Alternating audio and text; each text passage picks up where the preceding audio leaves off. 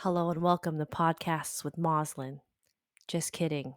I just feel so fancy sitting with this really cool microphone.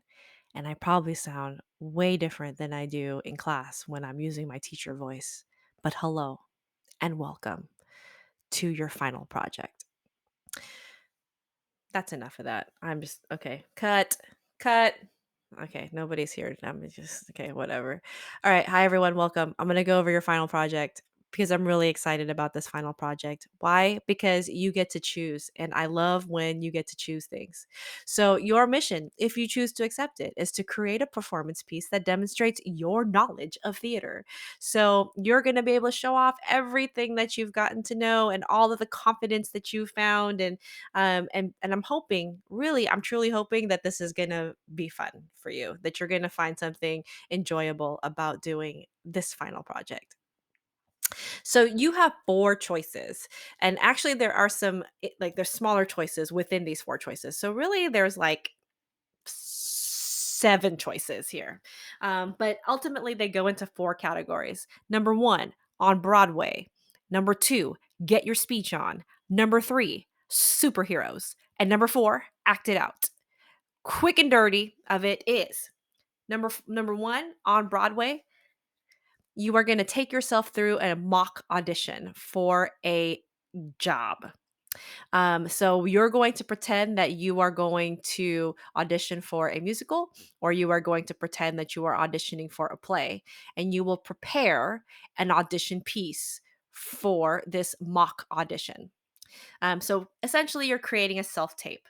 I suggest this for those of you who either want to audition for shows at our school in the future, or if you want to go on and do community theater, or even if you want to go on and do this as a career.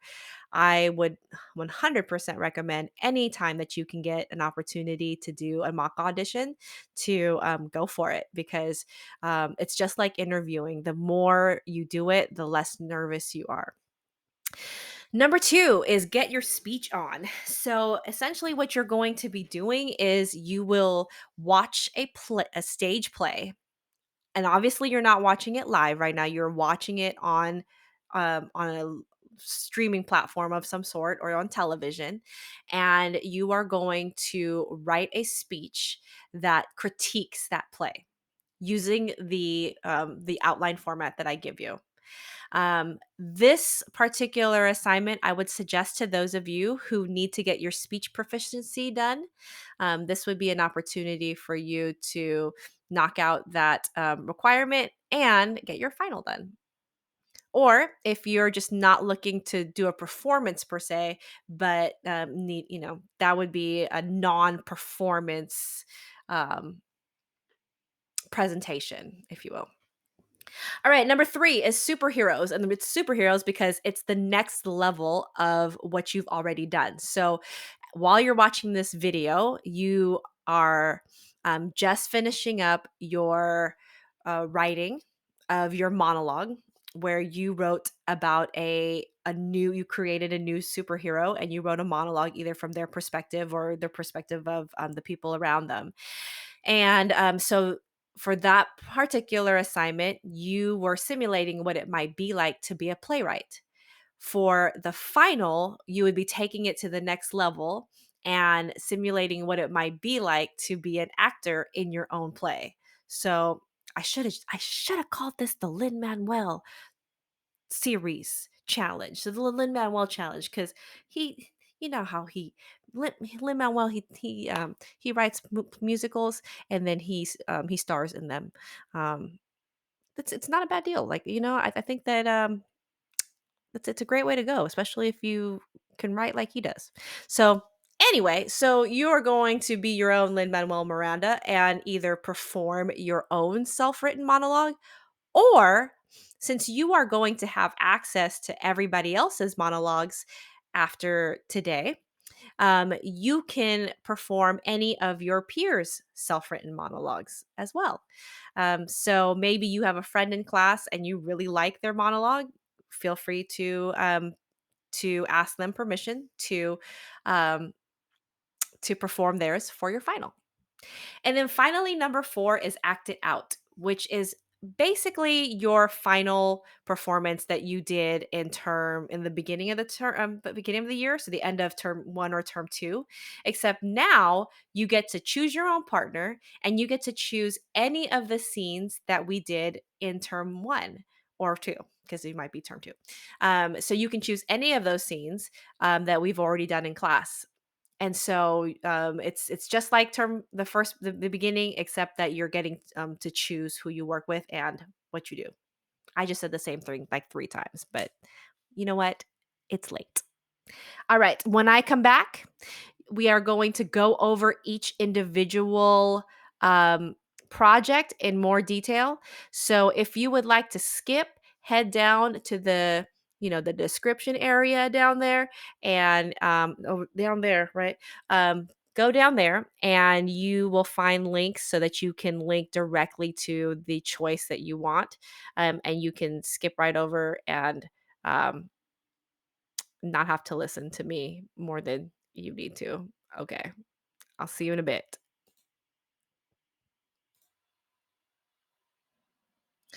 So the first choice is on Broadway.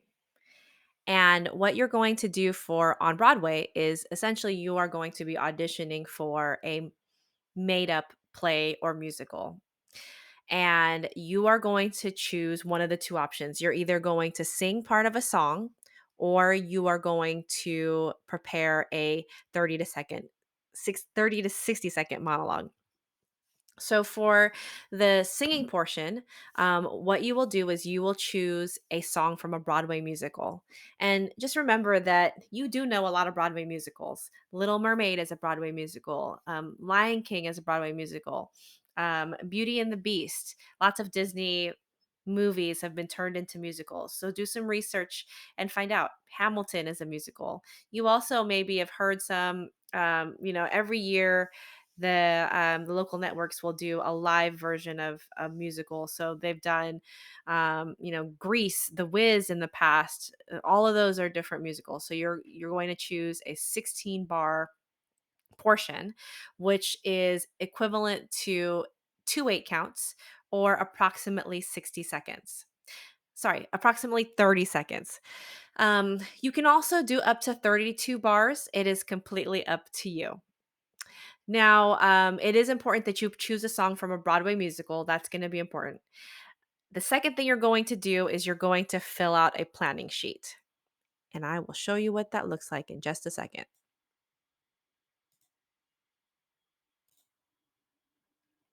So if you go into Google Classroom and you open up 9.1 Final Project Planning Sheet, you'll see that there are 4 different choices for your planning sheets. If you are doing on Broadway, you're going to choose choice number 1. When you open it up, it looks like a character analysis that you have seen um, 2 or 3 times at least in this class this year. And it's all of the same similar questions. Now you may be wondering, why would they be the same questions if I'm singing a song?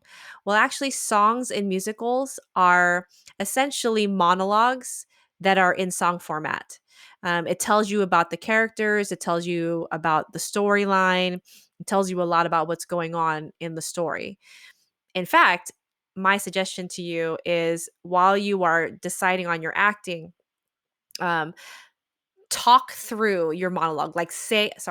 Talk through your song. Say your song like it's a monologue so that you can understand what this character is going through when they're not breaking out into song. And that will help you to fill out your planning sheet. If you are doing a monologue, then this should be pretty straightforward as well.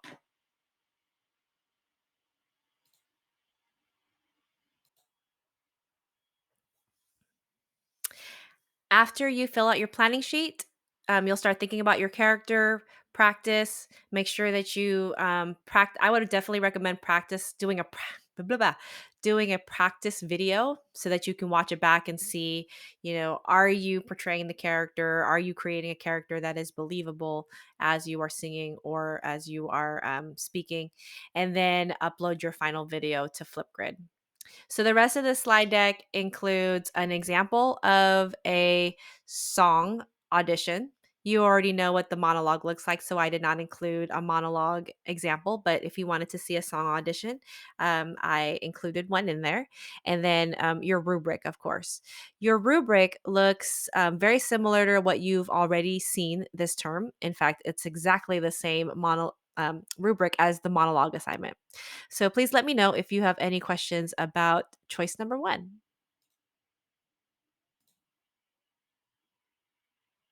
Choice number two is Get Your Speech On, a play or musical review speech. So typically we do this as a paper.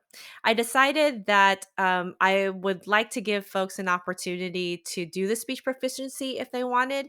And so I basically took the paper requirement and turned it into a speech. So what you are going to be doing is you are going to be critiquing the play, the stage play, as an actor, not as an audience member. And hopefully by this point, you know the difference. It's really important that you take a selfie of you watching the show so I know that you actually watched the show.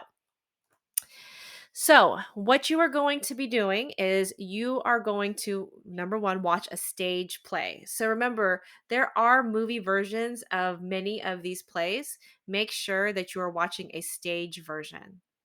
You will then type an outline of your speech. So, a lot of these requirements are in there because in order to get your speech proficiency requirement completed, you do need to you do have specific steps that you need to take. One of them is the outline.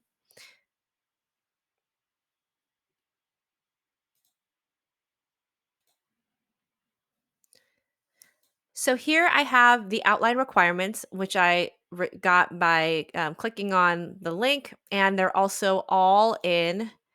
Actually, I'm sorry, don't click the link. Obtain the outline by going into 9.1 and going to choice number two, get your speech on planning sheet. And so I did click on this already, and so it's here. All right, your show does need to be at least 2 acts unless you get prior written approval from me. Um, if we are still in the pandemic when you are watching this, you're probably going to get a yes from me. You just got to let me know. Send me an email, and that way I can give you a yes in writing. And there's a lot of 10-minute play festivals out there right now. So it's possible that I will let you just got to ask. You can watch amateur or professional plays. They don't need to be something that you pay for. There's lots of free stuff going on right outside out there right now, and so I will definitely show you some examples of where you can find some things. So, paper requirements: use your own words. Plagiarism is bad. Make sure to follow the essay outline below, which is down below, all the way at the end of this document. It does say 5 well-developed paragraphs, but I'm actually going to take that out because you're not doing a speech, an essay. You're doing a speech. Correct spelling and grammar, obviously, in your outline. Take the time to make sure that you are giving me a very thoughtful outline. And a selfie of you watching the show needs to be typed. And I'm going to take this out as well. I forgot to take this out from earlier. That's from the essay. All right. So your speech outline, there are basically four different ax, aspects to your speech. Describe, analyze, interpret, and judge. But also you need to be incorporating proper speech format. So your introduction, your body, and your conclusion. I'm going to show you how to do both of those in this speech. So if you would like to look through this information, um, it is here for you, but it is also broken down in the outline. So I'm actually going to skip this section and go straight to the outline section. So in your introduction, you're going to do a couple of things. The first thing is you're going to have a hook. So how are you going to engage your audience, and how are you going to hook us into what you're going to say? This is very similar to what you would do in a formal essay, except you're doing it in speech format. And then your introduction is going to describe a little bit about the play. So remember that this is a critique and not just a summary of what you watched. But you will give us a little bit because we'd like a little bit of that information. So, in your introduction, you are going to include any main characters, the setting and time and place um, of your play, a very brief description of the plot. In fact, you really should only spend about 30 seconds to a minute of your entire presentation, of your entire speech on description. Please include the title of the play, the director, the date and venue information, and the platform where you viewed the show. All of that information you should be able to find wherever you are um, viewing the actual performance. The second section is going to be the biggest section, and that's going to be your analysis. So, you are going to give your opinion of the performances of two different actors from the play. So, you are going to use specific examples and give a detailed explanation that justifies your opinions and analyzes both strengths and weaknesses of their performances. Now, here's the thing, if you're going to watch a professional play, it may be hard to find those weaknesses. But as an actor, you really want to get critical and think about and really pay attention to what you're watching and see how the actors might improve what they're doing. And it may just be little moments, but find those moments. That's what we're looking for here. Don't forget to use the vocabulary that we've talked about in class, tactics, objectives, obstacles, circumstances, body language, staging, blocking, movement, characterization, voice, diction, communication. Also, if you go up to the top again, the part that I skipped, I do have some examples, some writing examples of some different tips that you can use, some sentence starters and some examples of um, examples of examples. Is examples of being specific. So I would definitely take a look at that if you are struggling with how to write this particular part or how to structure this particular part. So there's a section here for actor 1 and then a section here for actor 2.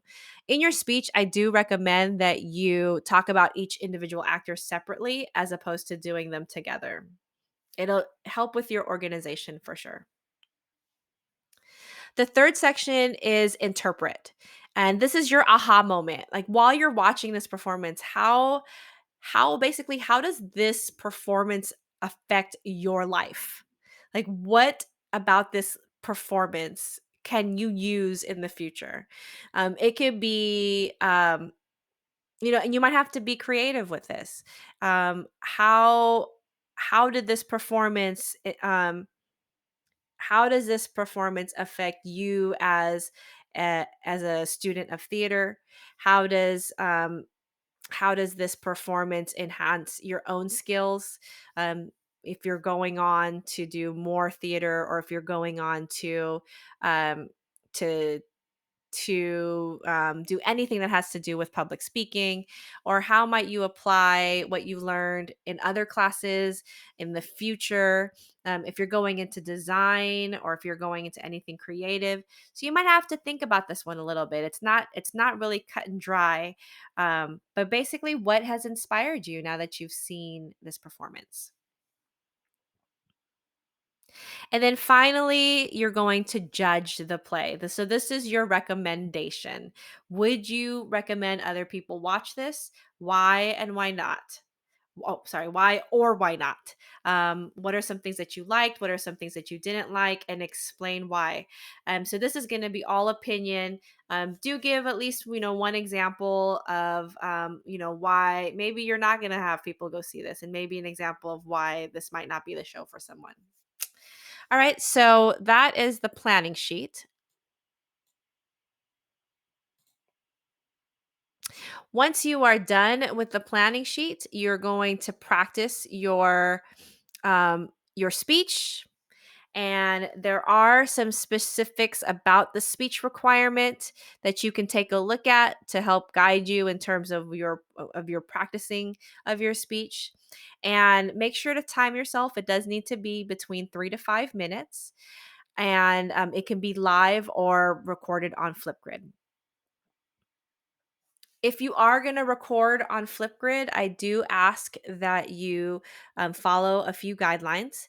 Number one is that I would like for you to stand during your speech. We're going to try to emulate being in person as much as we can. So please make sure you're standing. So you may need to, prop up your camera or prop up your computer somewhere where it's high enough so you can stand, or ask somebody to film you. Record about 3 feet away. The reason why this is because at least half of the rubric for the speech requirement is based on your stage presence and your ability to make eye contact and use body language. So I do need to see your arms and your face and your hands. So again, trying to simulate being in person. You can use cue cards, but you have to know it well enough that you're not reading. So I would practice it so that you have it partially memorized so that you can just put bullet points on your cue card as opposed to writing your whole speech down. Voice, eye contact, and presence do count in this speech. Light your face. So, because I'm doing this professionally, I do have my ring light here. So even if it's, 9 o'clock at night, I am still well lit. My face, you can easily see. My suggestion would be to record during the day if you are able, and find a room where you can face the window, so that way you're getting the most natural light that you can. Now, I realize that that's not always possible. If you need to record outside, that's totally fine. Just anywhere where you can get some good lighting, because again, we need to be able to see your face. And then, of course, as always, please be filter free, because we do need to grade you based on your presence as well. As always, if you want to put filters on your thumbnail, go for it. And if you would like to use a virtual background, you can, but it's not required. So the rest of this presentation, this slide deck, are some different shows that you can watch. All of these shows are currently on PBS as we speak, and I believe they're on until the end of March. So if you are watching this in term four, this slide will look different for you. But essentially, I will post all of the ones that are free on the PBS showing, the streaming shows. I just want to remind you that these are all suggestions. Please make sure that you are viewing a stage play that matches your individual interests and as well as your values. So there are different variations of shows. The rest of these slides are links to trailers for the most part, but also where you might be able to find these shows. A lot of these plays are on um, streaming sites that you do need to pay for. However, I'm not asking you to pay for something. There are lots of free options out there. And if you are struggling, please let me know as soon as possible so that I can see where I can find more viewings. I will also be posting them periodically in Google Classroom as I find out about them.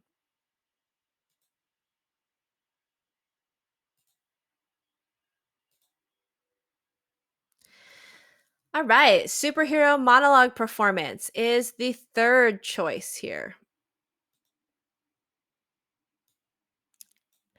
The superhero monologue performance is basically taking your monologue to the next level. So in the first half of this, for the assignment that we just finished was you simulating being a playwright and learning how to write a monologue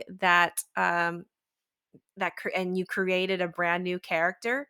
For this assignment, you're taking it to the next level and you are performing as this character.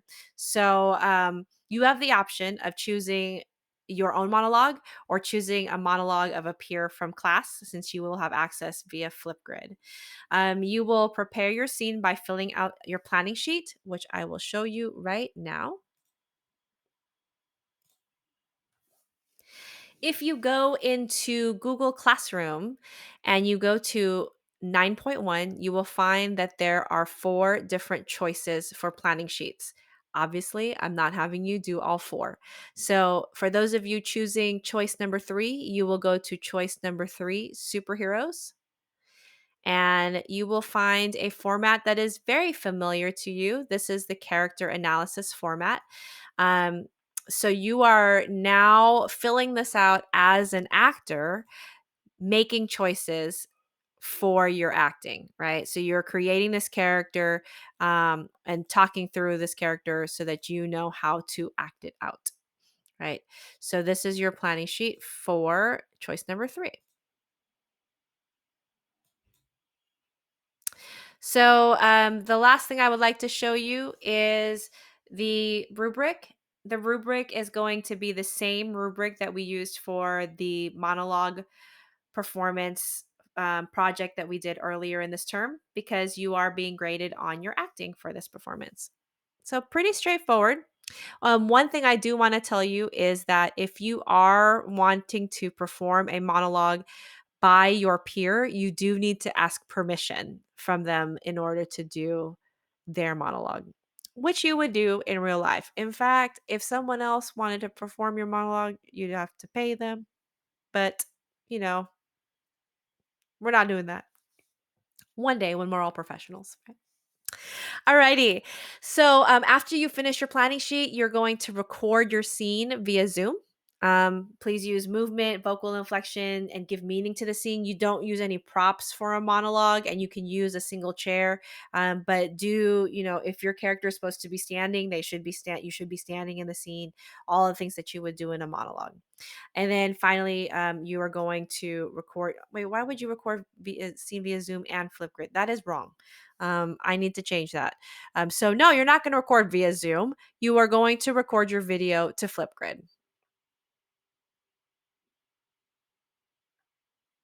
Alrighty.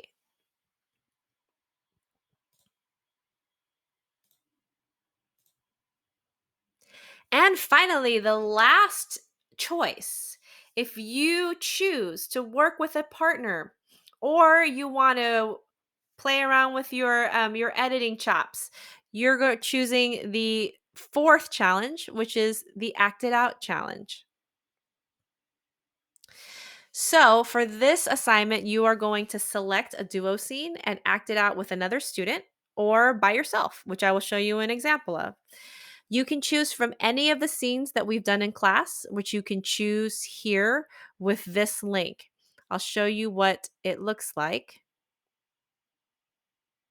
So these are all of the Theater One duo scenes that we've done, and also a few that you might not have seen before, because we either added them later on, or nobody in your class chose them.